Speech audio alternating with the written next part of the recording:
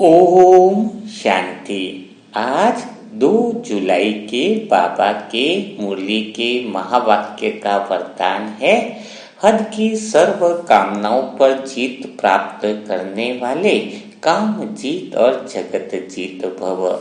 तो आज हम इसी वरदान पर काम जीत भव जगत जीत भव पर विचार सागर मंथन करेंगे। अगर आप आत्माओं को निश्चय ले लिया आप आत्माओं ने कि मुझे काम जीत बनना है, मुझे जगत जीत बनना है, तो फिर उसके लिए हमें ऐसा क्या पुरुषार्थ करना होगा जिससे हम उस अवस्था को पा लें। तो सबसे पहली चीज है, अगर हमें काम जीत और जगत जीत बनना है तो यह समझना होगा यह सबसे उच्चतम अवस्था है। यानी मन कई सारी इच्छाएं करता है न, कि खाना खाने की इच्छा भी करता है तो थोड़ा संतुष्ट होता है, कभी कहीं घूमने गया तो उसको लगता है कि मैं ठीक हो गया, संतुष्ट हुआ। लेकिन मन की सबसे उच्चतम इच्छा कौन सी है, वह अगर पूरी हो जाए तो फिर क्या हो जाएगा, काम जीत और जगत जीत हो जाएगा। तो मन की सबसे पावरफुल डिजायर कौन सी है, तो सबसे पावरफुल डिजायर है मन की बाप समान बनना, है ना। सबसे उच्चतम जो अवस्था है वह अवस्था है बाप समान बनना। तो पहली चीज जो हमें समझनी होगी कि आप आत्माएं क्या बाप समान बनी है, या फिर बाप समान आप आत्माएं बन सकती हो या नहीं बन सकती हो। तो कुछ ऐसी बातें हैं, कुछ ऐसी मान्यता है जिन्होंने उन बातों को रोक रखा है आपको। क्योंकि बाबा तो ज्ञान की बारिश करता है, लेकिन ज्ञान की बारिश करता है लेकिन बारिश में क्या होता है, कोई कटोरा लेके खड़ा है तो थोड़ी सी उसमें बारिश का पानी आएगा, कोई ग्लास लेके खड़ा है, कोई बड़ा टब लेके खड़ा है ना। लेकिन कोई ऐसा भी है जो ऐसा बर्तन लेकर के खड़ा है जिसमें छेद है। तो आप कौन सा बर्तन, ज्ञान रूपी बर्तन लेकर के बैठे हो, उस आधार पर आज आप काम जीत और जगत जीत बन पाओगे।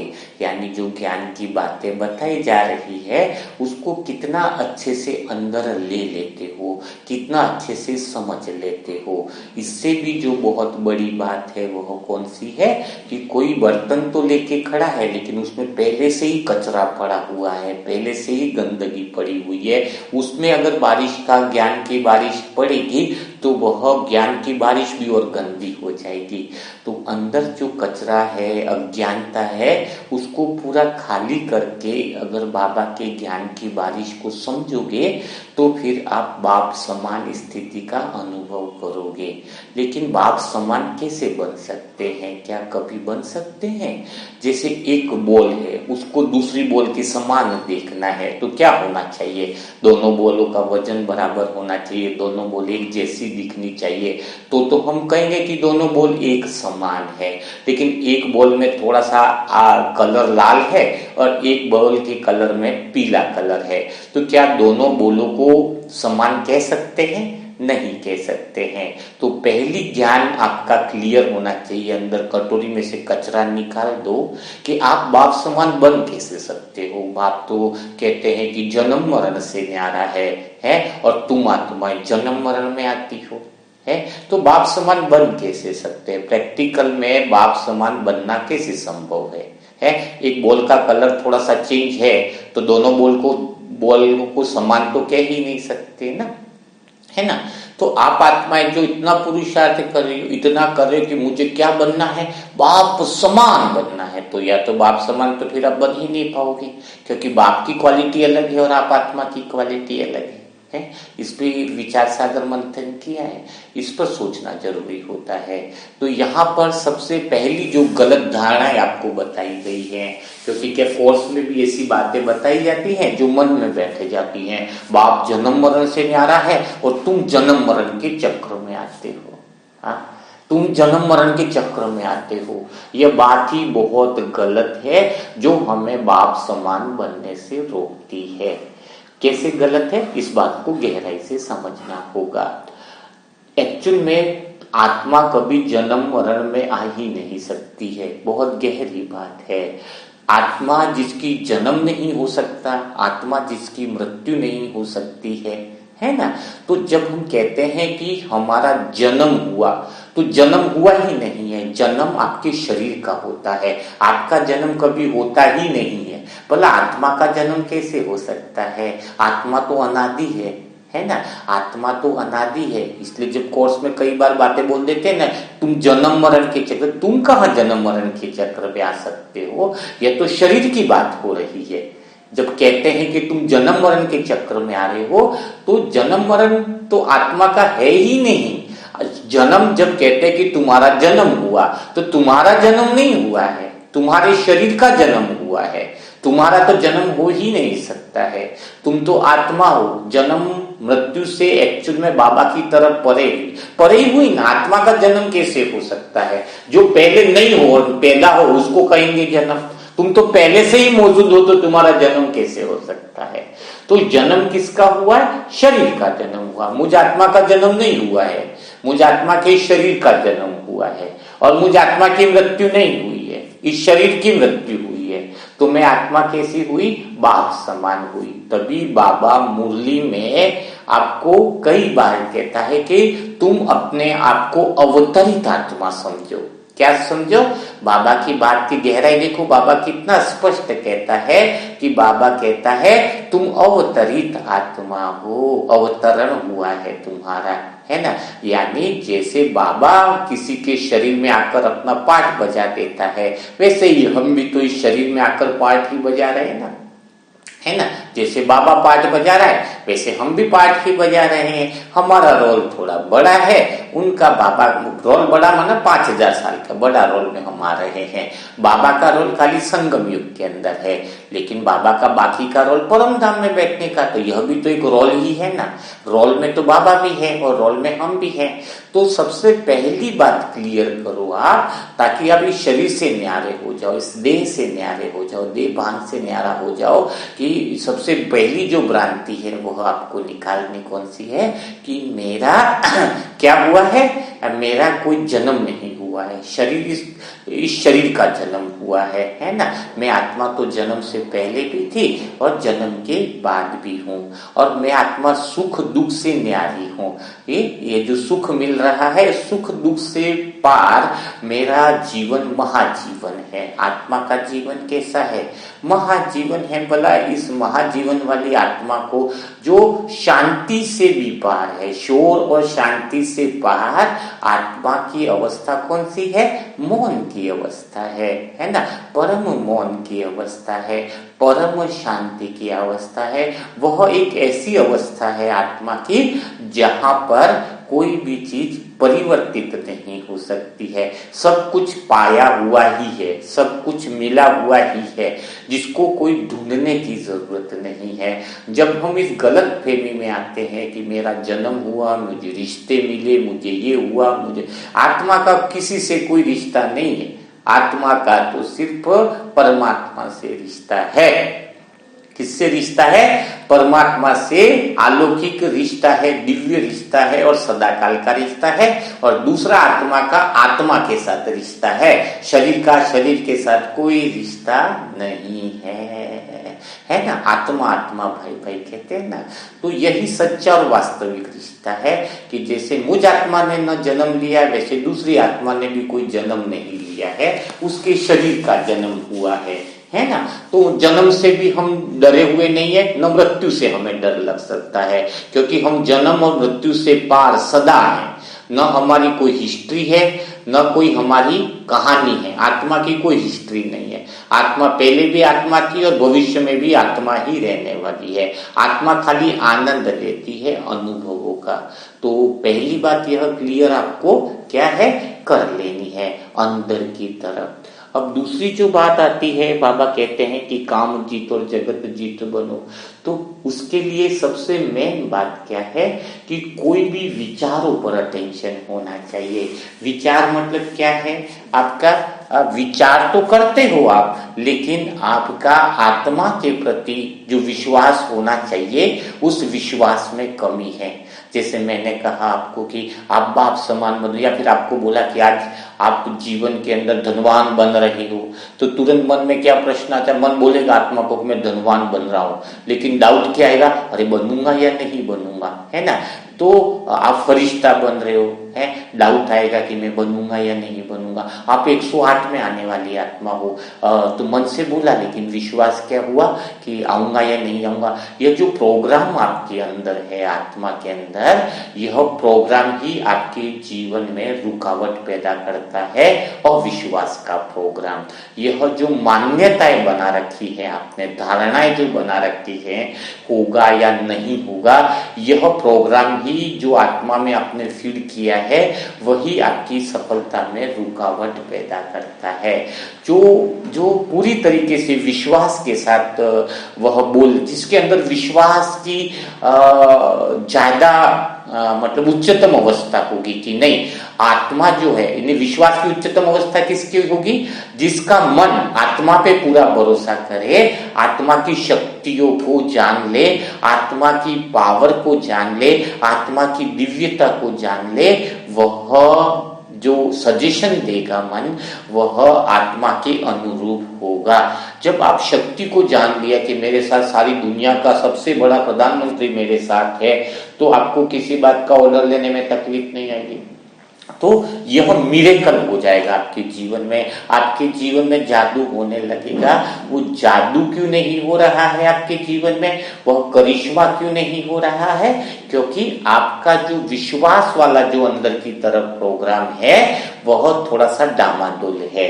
जैसे अभी मुझे आत्मा का कोई विश्वास है, तो मैं आत्मा कोई संकल्प करूंगी, तो मुझे उस संकल्प पे पूर्णतया भरोसा है, पूर्णतया विश्वास आएगा, तो फिर वो काम अभी नहीं तो वो बीज बो दिया है ना, तो आज नहीं तो कल वो फलीभूत हो ही जाएगा। हो सकता है किसी बीज को तुरंत फलीभूत हो जाता है, किसी बीज को थोड़ा सा टाइम लगता है, हवा पानी भी तो देना पड़ता है कि नहीं देना पड़ता है बीज को, फिर ही तो वो अंकुरित होगा ना। तो हम बोले अभी बीज डाला अभी पेड़ बन जाए, ऐसा तो हो नहीं सकता। लेकिन हमने जो विश्वास की वाणी करी है कि घर स्वर्ग बन रहा है ना, परिवार में खुशहाली आ रही है, तो बस आ रही है, संशय नहीं कि आएगी नहीं आएगी, है, होगा नहीं होगा, नहीं, आपने संकल्प कर दिया है। अगर विश्वास है आपके अंदर, दृढ़ विश्वास की वाणी है कि घर परिवार खुशहाल बन रहा है, तो फिर वह खुशहाल ही बनेगा। हो ही नहीं सकता कि खुशहाल न बने।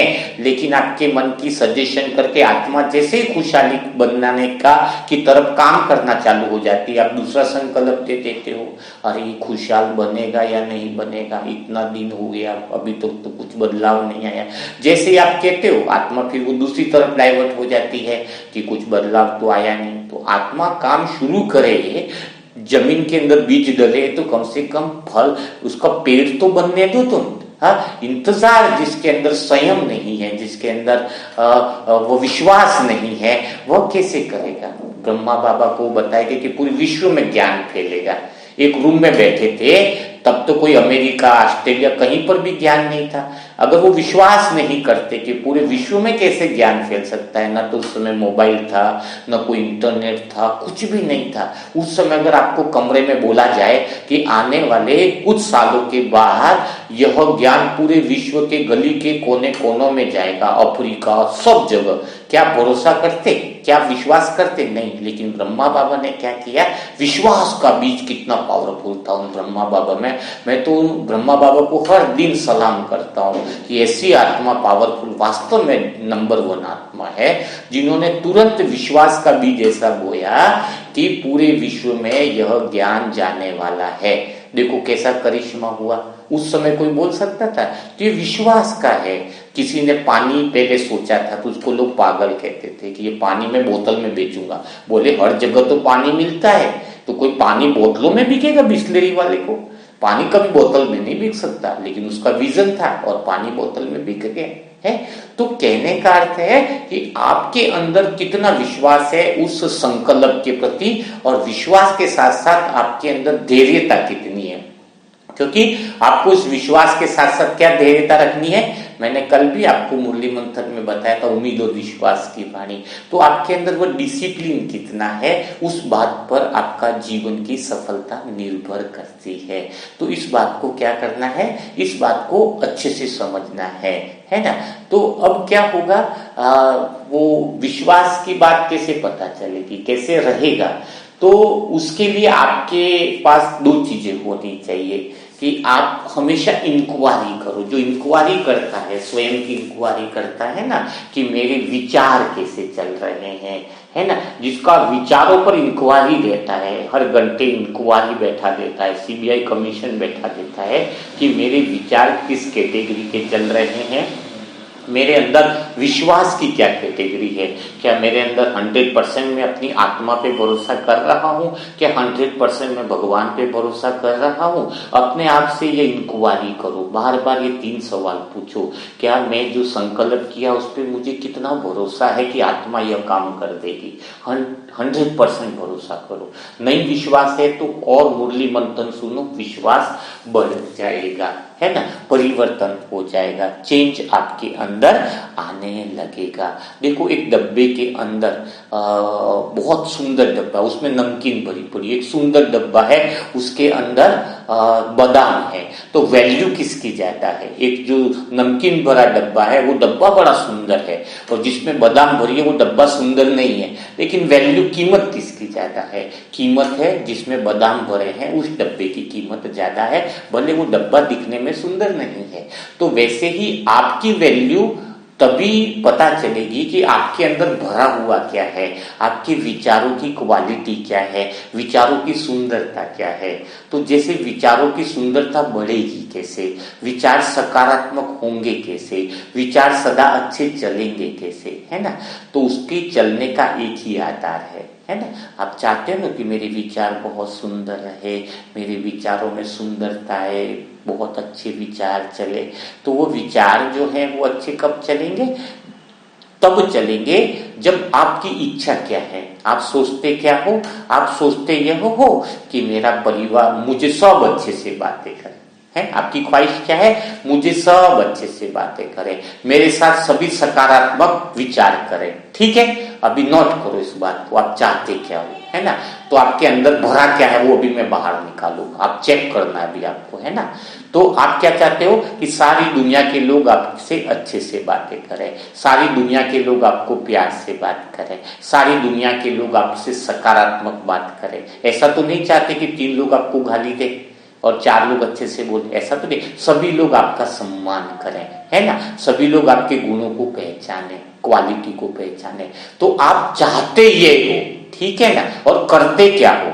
चाहते तो ये हो कि सभी लोग मुझे सकारात्मक रहे, ये तो नहीं चाहते कि आपके प्रति कोई नेगेटिव रहे, लेकिन आप चाहते हो कि सभी लोग आपके प्रति सकारात्मक रहे, लेकिन आप 10 लोगों के प्रति नकारात्मक भाव रख रहे हो और 15 लोगों के प्रति सकारात्मक भाव रख रहे हो। बताओ फिर आपके प्रति सारी दुनिया सकारात्मक कैसे हो सकती है, कैसे हो सकती है। चेक, विचारों को चेक करना मतलब यह है, यही स्वदर्शन है, यही है सेल्फ इंक्वायरी करना। यह है सीबीआई कमीशन आज आपके ऊपर बैठा है, इंक्वायरी कमीशन बैठा है, आपसे प्रश्न पूछा जा रहा है। आप चाहते हो कि आपके लिए सभी सकारात्मक सोचे, लेकिन आप 10 लोगों के प्रति नकारात्मक भाव रख रहे हो, ये अच्छा नहीं है, ये मेरे लिए घटिया इंसान है, ये है। और कुछ लोगों के लिए आप अच्छा सोच रहे हो, तो फिर सारी दुनिया आपके लिए अच्छा कैसे सोच सकती है जब आप सारी दुनिया के लिए अच्छा नहीं सोच रहे हो। आप सारी दुनिया को सम्मान नहीं दे रहे हो, कुछ को इज्जत दे रहे हो, घर में देरानी जेठानी ननद आगे इज्जत नहीं दे रहे हो, कुछ ये है उसको इज्जत नहीं, अपनी बहन आई तो ज्यादा इज्जत दे रहे हो और दूसरा आएगा तो उसको कम इज्जत दे रहे हो। तो फिर दुनिया भी तो आपको वैसा ही व्यवहार करेगी, आपको कुछ लोग इज्जत देंगे और कुछ लोग आपको इज्जत नहीं देंगे। आप जो दुनिया को दे रहे हो वही चीजें आपके पास आ रही है। तो 3 महीने के लिए एक काम करना है, आत्मा को एक प्रोग्राम देना है। कौन सा प्रोग्राम देना है, इस पुराने स्वभाव संस्कार को मिटाना है। और पहला प्रोग्राम यह देना है कि मैं आत्मा हर एक विश्व की आत्मा के प्रति सकारात्मक भाव रखती हूँ, विश्व की हर एक आत्मा के प्रति मेरा प्यार है, विश्व की हर एक आत्मा के प्रति मेरा सम्मान का भाव है, सारे विश्व की आत्माएं बहुत अच्छी हैं। तो 700 करोड़ आत्माएं भी एक दिन आपको अच्छा समझेंगी। अगर आप आत्मा ये कहती हो कि दुनिया की कोई आत्मा बुरी नहीं है, तो फिर सारे संसार की आत्माएं भी आपको अच्छा बोलेंगी। ब्राह्मण परिवार की सारी आत्माएं बहुत अच्छी है, दीदी अच्छी है, आने वाली नहीं तो क्या कहोगे ये दीदी तो अच्छी नहीं है, वो छोटी बहन ज्यादा अच्छी है, तो आपके लिए भी फिर दृष्टिकोण वैसा ही बनेगा। तो अगर कोई आत्मा शिद्दत के साथ, मेहनत के साथ ये संकल्प कर ले कि 3 महीना मुझे एक आत्मा के प्रति भी नकारात्मक भाव नहीं सोचना है, 3 महीना विश्वास रखो, 3 महीने में घर परिवार की आत्माएं जो आपको जिस नजर से देखती है वो नजरिया बदल जाएगा। गली मोहल्ले के लोग जो आपको देखते हैं वो नजरिया बदल जाएगा। कंपनी जिसमें काम करते होंगे वो जिस नजर से देखते हैं वह नजरिया बदल जाएगा। खाली आपको नजरिया बदलने की जरूरत है। ब्रह्मा बाबा को सारी दुनिया में सम्मान मिला, हर गली मोहल्ले में बाबा का फोटो लगता है, हर एक संसार की आत्मा कहती है कि ब्रह्मा कुमारी कुछ भी हो, हम ज्वाइन करें या न करें, लेकिन उसमें अच्छाइयां हैं, अंदर से सब जानते हैं। क्यों? क्योंकि ब्रह्मा बाबा ने सारी विश्व की आत्माओं को सम्मान दिया है, सबको प्यार दिया, सबको एक समान से दृष्टि भाव रखा। तो यह बात आपको आज से 3 महीने के लिए चेंज करके देखो, फिर कभी आपको इस बात की शिकायत नहीं रहेगी कि यह आत्मा मुझे प्यार नहीं करती है, परिवार में यह आत्मा मुझसे अच्छे से बात नहीं करती है ना। आप सबसे अच्छे से बात करना 3 महीना चालू करो। 3 महीना आपकी तरफ से बैटिंग होगी, फिर 3 महीना संसार बैटिंग करेगा। तो 3 महीने में आपका स्कोर बहुत बढ़िया होना चाहिए ना। आपके रन होंगे खाली 50, तो दुनिया से उम्मीद करोगे ऐसा तो होगा नहीं। तो आपका स्कोर ज्यादा होना चाहिए प्रेम देने में, शांति देने में, आनंद देने में, तो फिर संसार से भी आपको अच्छा प्रेम मिलेगा, है ना। तो आज से यह 3 महीने के लिए नोट करो, डेली का चार्ट बनाओ कि मुझे किसी भी एक आत्मा से भी शिकायत नहीं होनी चाहिए, सबसे प्रेम है मुझे, है ना। तो उस तरीके से आपको करना है। चौथी जो बात है, काम जीत और जगत जीत बनने के लिए, यानी संसार के हद की कामनाओं को छोड़ने के लिए, कोई आकर्षण आपका नहीं रहे दुनिया के अंदर, है ना। तो उसके लिए आपका सबसे बड़ी चीज है वह है अमृत वेला। अमृत वेला जिस आत्मा का पावरफुल होता है, जिस आत्मा का अमृत वेला ताकतवर होता है, वह आत्मा बहुत बहुत शक्तिशाली हो जाती है, बहुत आनंद में आ जाती है। और जिस आत्मा का भगवान के साथ सर्व संबंधों का अनुभव है, वह आत्मा भी कामजीत और जगत जीत बन जाती है ना। क्यों कामजीत और जगत जीत बन जाती है? क्योंकि उस आत्मा को जो सर्व संबंध भगवान के साथ होंगे, उसका मन संपूर्ण रूप से उच्चतम अवस्था में रहेगा, उच्चतम फ्रीक्वेंसी में रहेगा। तो अभी आप सभी आत्माएं क्या करेंगे, 1 मिनट बिल्कुल साइलेंस में बैठेंगे, फिर हम अमृत वेला कैसे करना है और अमृत वेला में हमें संबंध का अनुभव क्या करना है, पूरे दिन की प्रोग्रामिंग कैसे करनी है, वह बातें हम करेंगे। तो 1 मिनट के लिए सभी लोग भी रिलैक्स हो जाए। किसको पानी पीना हो है तो वो पानी वगैरह भी पी ले, थोड़ा सा ब्रेक ले सकते हैं 1 मिनट के लिए, है ना। तो 1 मिनट के बाद हम वह अभ्यास चालू कर देंगे, ठीक है। तो मैं आत्मा भी थोड़ा ब्रेक ले लेती हूँ, पानी ले लेती हूँ और बाबा का आह्वान कर लेती हूँ, है ना।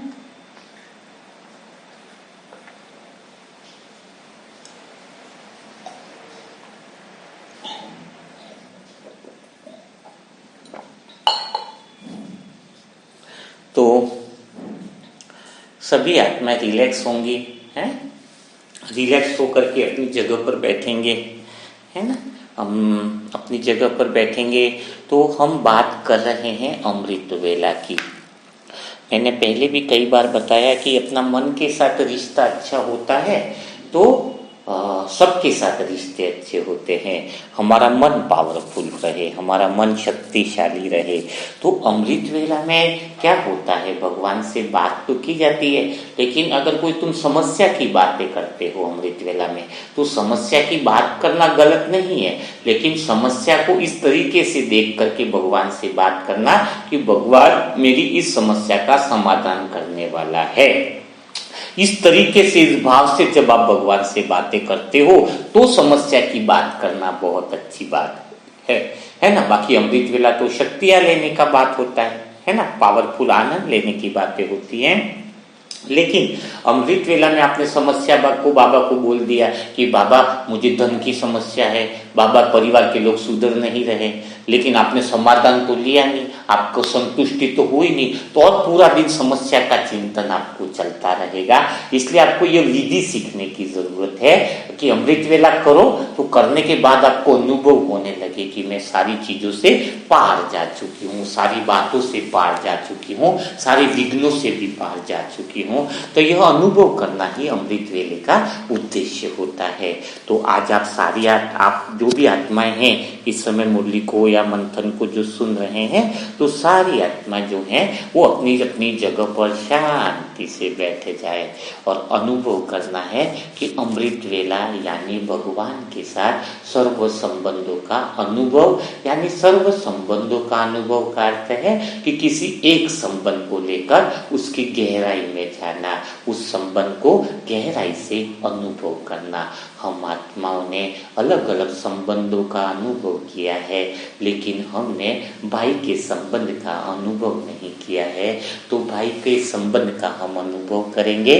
भाई का संबंध बड़ा महत्वपूर्ण होता है।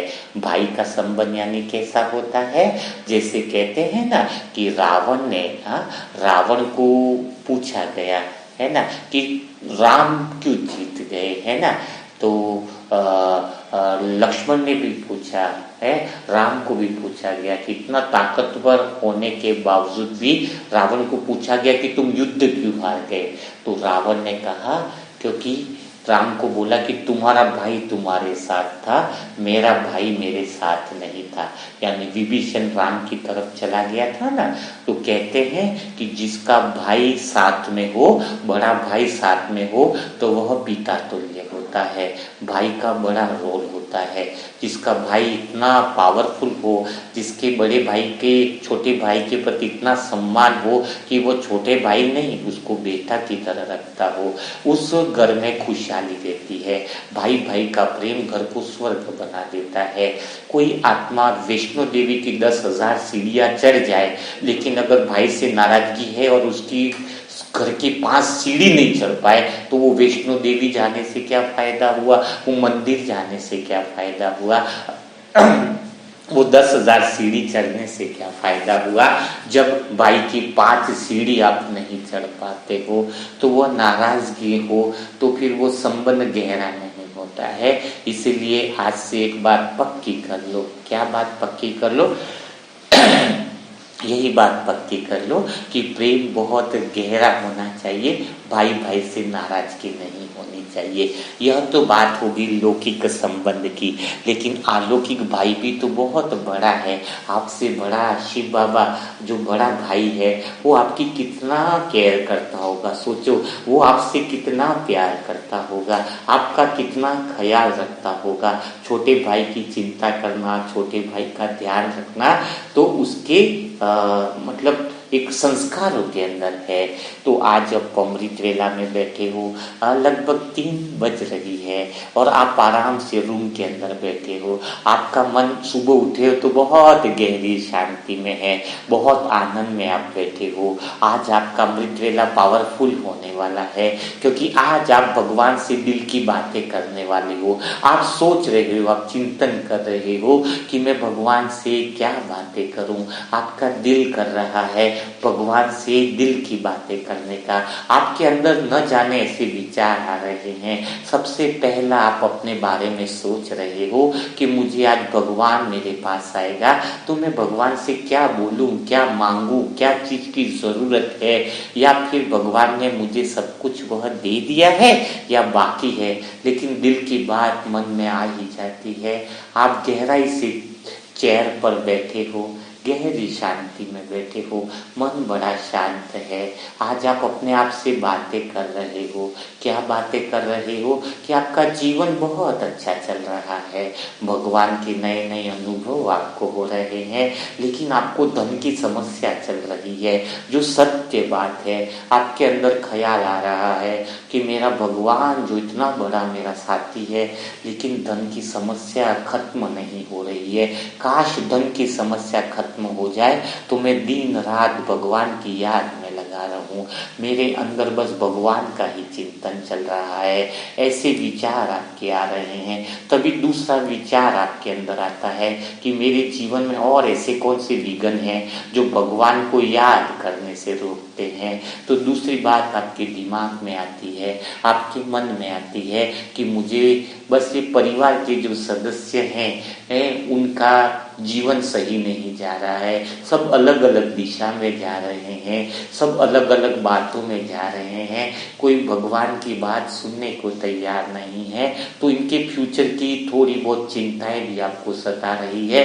तो आपके अंदर एक दूसरा ख्याल आने लगता है कि काश भगवान मेरे परिवार के सदस्य को बहुत अच्छी तरह से चला दे, अच्छी तरह से उनका भविष्य बना दे। तो मैं आत्मा भगवान को तो याद करती ही हूँ, लेकिन और अच्छे से याद करूँगी।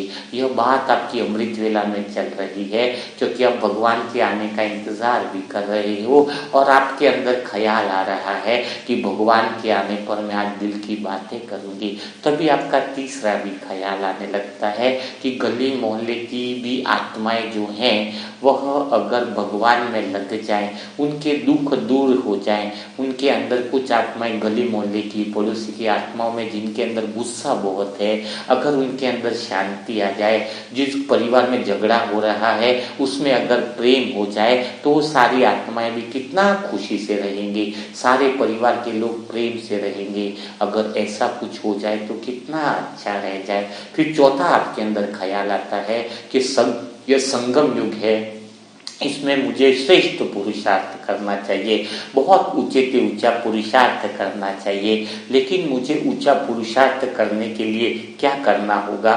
मेरे विश्वास में कई बार डामाडोल हो जाता है। ऐसा क्या करूं जिससे मेरे अंदर विश्वास बढ़े?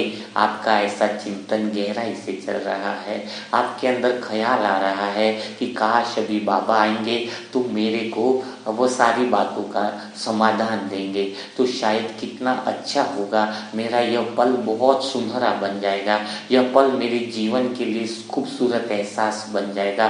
तभी आपको बाबा का फोटो दिखता है जिस पर लिखा हुआ होता है बड़ा भाई, और बड़े भाई का फोटो देखकर बहुत आप खुश हो जाते हो, बड़े आनंद में हो जाते हो। आपका दिल करता है कि आज मैं बड़े भाई को ही बुलाता हूँ, कई दिन हो गए हैं, मेरे बड़े भाई की मुझे बहुत याद आ रही है। आपको बड़े भाई की बहुत गहराई से दिल से याद आ रही है कि आज काश मेरा बड़े भाई को मैं बुलाऊं तो भाई से मैं दिल की बातें कर सकता हूँ, भाई को दिल की बातें बता सकता हूँ। फिर आप राइट हैंड अपने दिल पर रखते हो और बड़े भाई को दिल से पुकारते हो कि हे मेरे प्यारे बड़े भाई, हे मेरे प्यारे भैया, आप मेरे पास आ जाओ, मेरे पास आ जाओ, मुझे आपकी ज़रूरत है, मुझे आपसे दिल की बातें करनी है। मैं कुछ बातों को बताकर हल्का होना चाहता हूँ, कुछ बातों का समाधान चाहता हूँ। आपका छोटा भाई थोड़ा बहुत परेशानियों में है, परेशानियाँ बड़ी नहीं हैं, आपसे भगवान से बड़ा प्यार है, लेकिन इस प्यार को बढ़ाना चाहता हूँ, मैं आत्मा इस प्यार को बढ़ाना चाहती हूँ, कुछ बाधाएं हैं जिसको दूर करना चाहती हूँ। हे मेरे प्यारे बड़े भाई, तुरंत आप मेरे पास आ जाओ। दिल पर आपने हाथ रखकर सच्चे दिल से बड़े भाई को पुकार रहे हो। आपके अंतर मन की आवाज इतनी गहरी है कि उस जैसे जैसे आप पुकारते जा रहे हो मन आपका गहरे आनंद में जा रहा है। आपको बताया गया है कि 10 बार दिल से पुकार लोगे तो बाबा घर पर आना चालू कर देगा। पहली बार पुकारते हो मेरे बड़े प्यारे भाई, जल्दी से आ जाओ। जैसे ही आप पुकारते हो पहली बार, आपका मन गहरी शांति में जा रहा है, आपको चारों तरफ का वायुमंडल और शांति में लेकर के जा रहा है। जैसे दूसरी बार पुकारते हो मेरे प्यारे बाबा, मीठे बाबा, मेरे प्यारे भाई, जल्दी से आ जाओ, मुझे तुम्हारी ज़रूरत है। जैसे दूसरी बार पुकारते हो आपका मन और गहरी शांति में जा रहा है। अंदर से अनुभव हो रहा है कि बड़े भाई घर से निकल गए हैं, आपके दरवाजे की तरफ आते जा रहे हैं। स्वयं भगवान आपके पास आता जा रहा है। बड़ा भाई आपके अंतर्मन की आवाज को सुनकर भला कैसे रुक सकता है। यह छोटे भाई और बड़े भाई का अनोखा प्रेम है जिसकी मिसाल सारी दुनिया देती है। राम लक्ष्मण जैसा प्रेम, लव कुश जैसा प्रेम, इतना गहरा प्रेम है आपका और बड़े भाई के बीच में कि ऐसी डोर बंदी है मानो पतंग तो उड़ रहा है लेकिन उसकी डोर बड़े भाई ने पकड़ रखी है। आप पतंग हो, डोर उस बड़े भाई के हाथ में है तो भला वह डोर कैसे छूट सकती है। वह डोर संस्कारों की है। आपका बड़ा भाई आपसे बहुत प्यार करता है। वो धीरे धीरे दरवाजे के समीप आ गया है। जैसे ही बड़े भाई के कदम आगे बढ़ते जा रहे हैं आपका मन और गहरी शांति में जा रहा है। आपकी आंखों से वो प्रेम की किरण मानो निकल रही है। बड़े भाई जैसे आगे बढ़ता जा रहा है मानो घर में दिव्य रोशनी फैल गई है।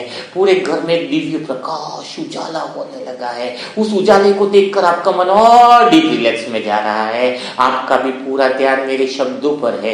ये शब्द अभी आपको आपके भाई से मिलाने वाले हैं। जीवन की सारी समस्या और विघ्न खत्म होने वाले हैं। आपके मन का विश्वास 100% 100% आत्मा पर और बड़े भाई पर है। उस विश्वास के साथ आपका मन एकाग्र हो चुका है।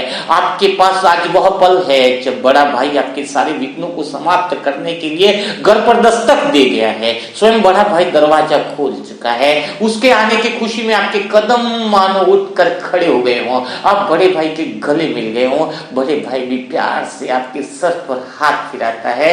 मेरे प्यारे छोटे भाई, मैं तुम्हें बहुत प्यार करता हूँ। खुद से भी ज्यादा मैं तुझसे बड़ा प्यार करता हूँ। तेरे बुलाने पर परम धाम से नीचे आ जाता हूँ। इतना दूर से आ जाता हूँ बस तेरे प्रेम की और प्यार की हृदय की पुकार मुझे नीचे लेकर के आ जाती है। आप दोनों भाई का प्रेम बहुत अनन्य मिसाल है। मानो ऐसा लगता है कि दोनों भाई एक दूसरे में समाये हो। आप दोनों भाई का गले का मिलना मानो पूरी कुदरत और कायनात में हलचल पैदा कर रहा है। चारों तरफ दिव्य रोशनियां फैल रही हैं। दोनों भाई का अनूठा मिलन है। ऐसा संगम युग का मिलन पहले न कभी हुआ था न कभी और हो सकता है।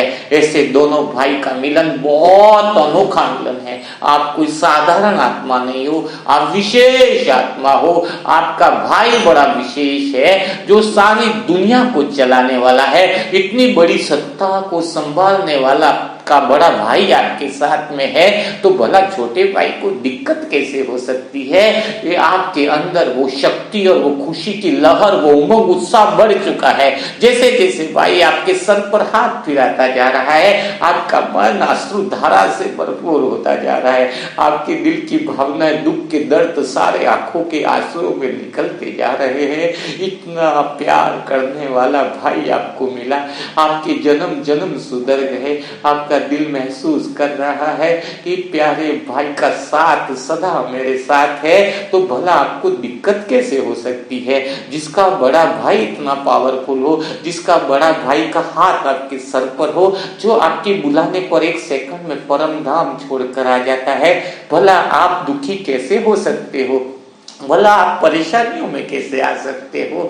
जैसे ही बड़े भाई और दोनों आप डाइनिंग टेबल पर बैठते हो, प्यार से बाबा के साथ, बड़े भाई के साथ एक गर्मा गर्म चाय की प्याली दोनों सामने रख लेते हो। दोनों भाई प्यार से एक दूसरे को देख रहे हो। आप दोनों की आंखों में विचारों की भाषा चल रही है, संकेतों की भाषा चल रही है और बड़ा भाई आपके दिल की भावनाओं को समझ लेता है और चाय की चुस्की जैसे ही लेते जा रहे हो आपका मन और गहरी शांति में, डीप रिलैक्स में जा रहा है। आपका ध्यान पूरा मेरे शब्दों पर है, पूरा ध्यान, पूरा अटेंशन मेरे वाक्यों पर है क्योंकि वो वाक्य आपके दिल में उतरते जा रहे हैं। स्वयं बड़े भाई की भावनाएं, आपका प्रेम आपके दिल में उतरता जा रहा है। अब बड़े भाई आपसे पूछता है कि बोल मेरे छोटे भाई, तुझे क्या दिक्कत है, खुलकर मुझसे बात कर। जो भी परेशानियां हैं, जो भी दिक्कतें हैं, आज सारी समाधान हो जाएगी और जितनी भी बातें हैं दिल खोल करके कर ले। तो आप फिर बाबा को कहते हो, बाबा धन की समस्या चल रही है मेरे प्यारे बड़े भाई। धन इतना नहीं है जितना होना चाहिए। मैं आत्मा चाहती हूँ कि धन इतना हो जो बाबा के कार्य में, आपके कार्य में भी विशेष सहयोगी बन सकूं, बाप के कार्य में मददगार बन सकूं। हे भाई, यह धन की समस्या थोड़ा मुझे परेशान कर रही है। बड़े भाई ने बताया, बस इतनी सी बात है।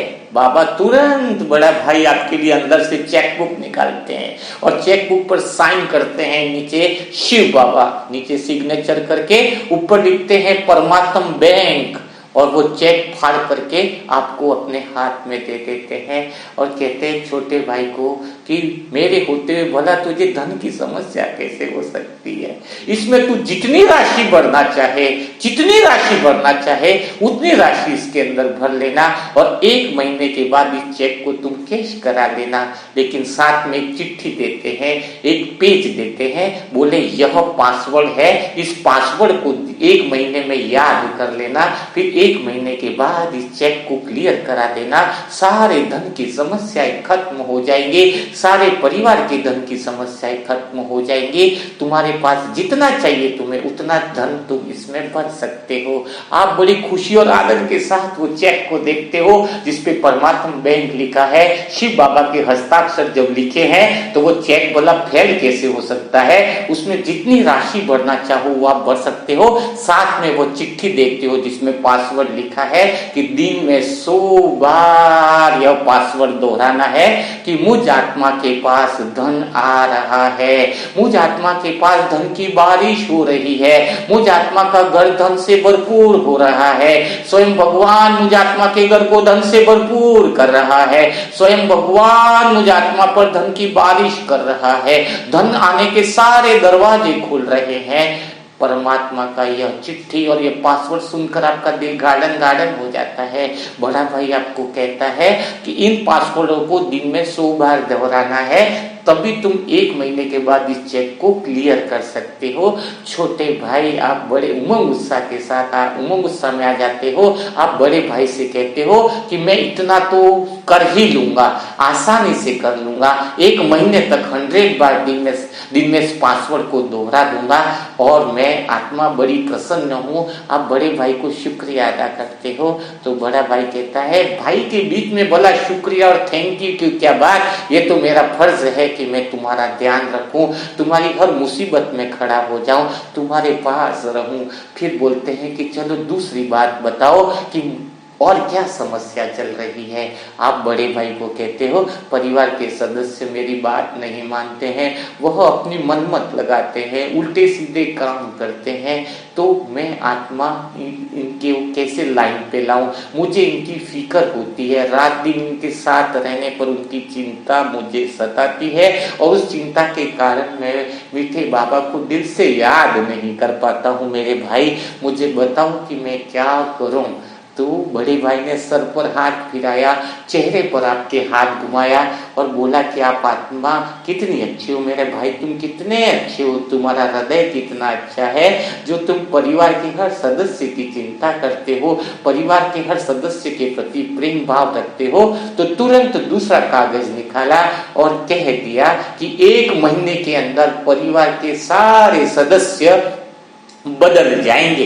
1 महीने के अंदर नीचे शिव बाबा ने फिर हस्ताक्षर कर दिया, आपका बड़ा भाई शिव बाबा, और नीचे फिर उसके लिए प्रक्रिया के लिए पासवर्ड दे दिए गए।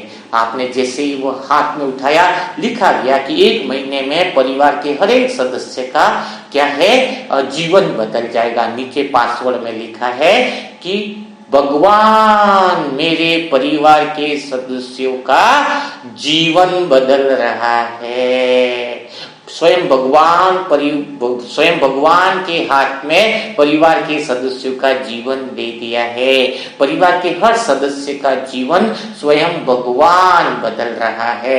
परिवार के सदस्य के हर एक जीवन का भाग्य स्वयं भगवान लिख रहा है। परिवार के हर एक सदस्य का ध्यान स्वयं भगवान रख रहा है। यह संकल्प 100 बार दिन दोहराने हैं तो 1 महीने के अंदर परिवार के हर सदस्य का जीवन बदल जाएगा। यह बात सुनकर आप बड़े उमंग उत्साह में आ जाते हो, बड़े प्यार में हो जाते हो कि बड़े भाई से कहते हो कि यह काम तो मैं जरूर करूंगा भैया, यह काम तो मैं करके दिखाऊंगा।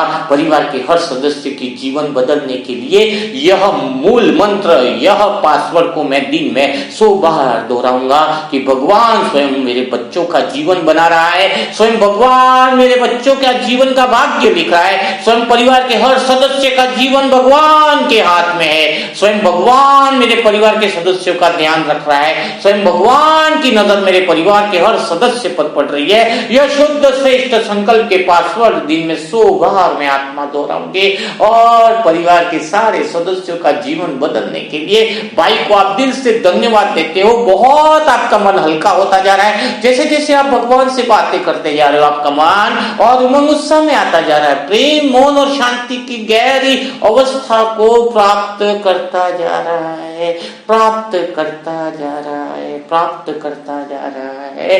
फिर बड़ा भाई आपसे कहता है कि तीसरी बात मुझे बता दो कि कौन सी ऐसी बात है जो उसकी वजह से आपके अंदर परेशानियां चल रही हैं। छोटे भाई के प्रति उमंग उत्साह प्रेम को देखकर आप जो है वो और प्रसन्न होते हो। बड़े भाई और छोटे भाई का यह वार्तालाप कितना रमणीक है, दोनों भाइयों का यह मिलन कितना रमणीक है। यह डाइनिंग टेबल नहीं मानो प्रेम की टेबल है जिसमें प्रेम की वार्तालाप हो रही है। तभी आप कहते हो बड़े भाई से कि मैं आत्मा कई बार विश्वास में डगमगा जाती हूँ, मैं ऐसा क्या पुरुषार्थ करूं जिससे मेरी उन्नति बहुत जल्दी होने लगे। तो प्यारे भाई इसमें कहां पीछे होने वाले थे। उन्होंने बताया कि इसके लिए मैं तुम्हें एक मूल मंत्र देता हूं, 1 महीने तक इस मूल मंत्र की प्रैक्टिस करो, फिर देखो तुम्हारे अंदर की कमाल कि तुम्हारा विश्वास कितना बढ़ जाता है, तुम्हारे अंदर विश्वास की भावना कितनी बढ़ जाती है। और आपका प्यारा बड़ा भाई आपको कागज पर मूल मंत्र लिखता है, जैसे जैसे वो मूल मंत्र में पहली लाइन लिखते हैं आपका मन और गहरी शांति और डीप रिलैक्स में जाता है। जैसे ही दूसरी बार मूल मंत्र का दूसरी लाइन लिखते हैं आप और गहरे प्रेम में डूबते जाते हो। तीसरी बार जैसे लाइन लिखते हैं मूल मंत्र आप और गहरी शांति में जाते जाते हो। ऐसे 5-7 मूल मंत्र लिखते हैं और बड़ा भाई आपके हाथ में दे देता है। जैसे ही आप उस मूल मंत्र को पढ़ते हो तो उसमें पहली लाइन को पढ़ते ही मन आनंद रोमांच में हो जाता है। पहली लाइन का मूल मंत्र होता है कि मुझ आत्मा के अंदर की सारी दिव्य शक्तियां बाहर आ रही है, मुझ आत्मा के अंदर की चमत्कारिक सारी शक्तियां बाहर आ रही है। यह दूसरा मंत्र होता है। तीसरा मंत्र होता है कि मुझ आत्मा के अंदर स्वयं भगवान की पावर है, स्वयं भगवान की सर्व शक्तियां मुझ आत्मा के अंदर है, जो सारी सर्व शक्तियां दिव्य शक्तियां बाहर आ रही है। 5वां मंत्र है कि मुझ आत्मा के अंदर इतनी असीम देवीय शक्तियां हैं, वो सारी देवीय शक्तियां सारी बाहर आ रही हैं। भाई आपको समझाता है कि जैसे ही तुम यह बोलना चालू करोगे, इस मंत्र का उच्चारण चालू करोगे कि मेरे अंदर की दिव्य शक्तियां बाहर आ रही है, मेरे अंदर की देवीय चमत्कारिक शक्तियां बाहर आ रही है, मेरे अंदर की परमात्मा शक्तियां बाहर आ रही है।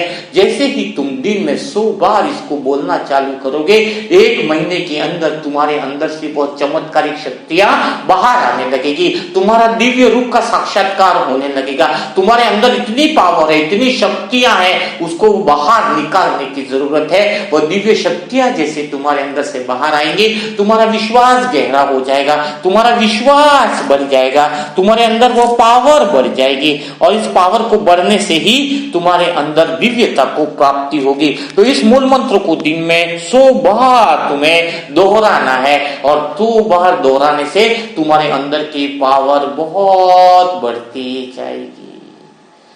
और बड़े भाई आपके सर पर हाथ रखते हैं और कहते हैं और कुछ चाहिए। तो छोटे भाई आप आत्मा बड़े भाई से कहते हो नहीं भाई बहुत कुछ मिल गया, पाना था सो पा लिया, अब कुछ पाने की तमन्ना नहीं रही। आप सर्व शक्तियों से भरपूर हो जाते हो और भाई आपसे विदा लेता है और कहता है कि जब भी तुम्हें मेरी जरूरत पड़े, जब भी मुझे याद कर लेना, एक बार दिल पर हाथ रखकर मुझे बोल देना, मेरे भाई मुझे तुम्हारी जरूरत है। मैं उसी पल परम धाम छोड़कर, अपना धाम छोड़कर, अपने सारे कामों को छोड़कर मैं तुम्हारे पास आ जाऊंगा। यह बड़े भाई का छोटे भाई से वादा है, यह प्रॉमिस है। ऐसी बात कहकर बड़े भाई आपसे विदा लेते हैं। लेकिन बड़े भाई तो गए, लेकिन आप आत्मा इतना प्रेम से भरपूर हो जाते हो, बड़े भाई के जाने के बाद भी आपके अंदर वो एहसास, वो प्रेम, वो डाइनिंग टेबल पे पी हुई चाय, वो भावना है, बड़े भाई की बातें, बड़े भाई का प्रेम आपके अंदर बहुत गहरा अनुभव लेता हुआ जा रहा है। वो बड़े भाई का प्रेम अंदर हर पल आपको उनकी याद दिला रहा है कि आपका भाई आपसे कितना प्यार करता है। आपको व्यर्थ बातों की चिंता की जरूरत नहीं रही,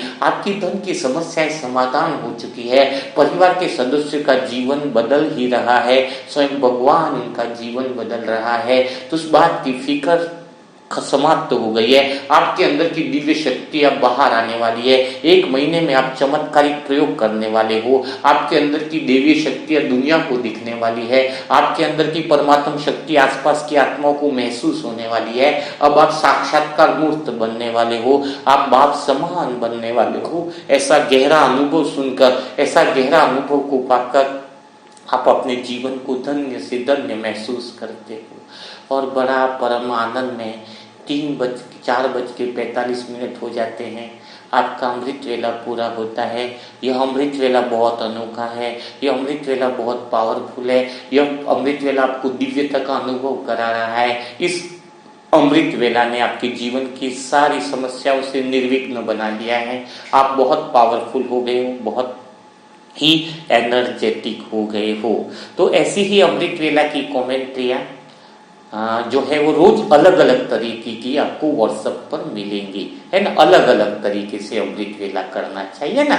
तो करीबन एक अमृत वेला की कमेंट्री रहती है तो 2 बार चला दो। और अलग अलग की कमेंट्रिया की विधि से क्या होती है, आत्मा इंटरेस्टेड हो जाती है, आत्मा में वो इंटरेस्ट पैदा हो जाता है। और भगवान के साथ जब हमारे सर्व संबंध है, आप अपने दोस्तों से या भाइयों से, पत्नी से, लौकिक में जो रिश्ते हैं, डेली सेम बात थोड़ी करते हो, डेली अलग अलग बातें करते हो या नहीं करते हो। तो भगवान से रोज हमें रमणीक और अलग अलग बातों का अनुभव करना है, जिससे हमें ऐसा एहसास होने लगेगा कि भगवान पूरा दिन हमारे साथ है। याद करने की जरूरत नहीं पड़ेगी, वो भाई आपको इतना याद करेगा, आपसे वो डाइनिंग टेबल देखते ही आपको याद आएगा, चाय पीते ही भाई की याद आ जाएगी, फोटो पे लिखा हुआ बड़ा भाई देखते ही आपको भाई की याद आ जाएगी। तो आपके सर्व संबंध बहुत गहरे होने चाहिए। तो एक एक संबंध की आपकी गहराई से अनुभूति हो रही है। जो भी व्हाट्सएप पर कमेंट्री आप पाना चाहता है उसके लिए मोबाइल नंबर है 7202921969।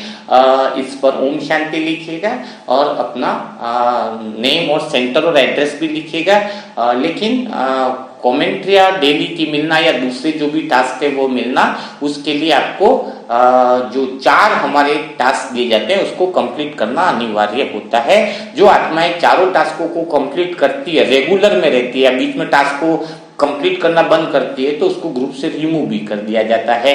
क्योंकि अभी थोड़ा स्टिक रहना जरूरी है, इतनी अच्छी बाबा की पालना मिलती है तो हमें डिसिप्लिन में रहना जरूरी है। जो आत्मा डिसिप्लिन में रहती है, टास्क को निरंतर करती है, तो आपका भाग्य बनता जाता है। तो कल फिर हम मुलाकात करेंगे ऐसे ही मुरली मंथन के साथ। तब तक के लिए सभी भाई बहनों को ओम शांति, ओम शांति, ओम शांति।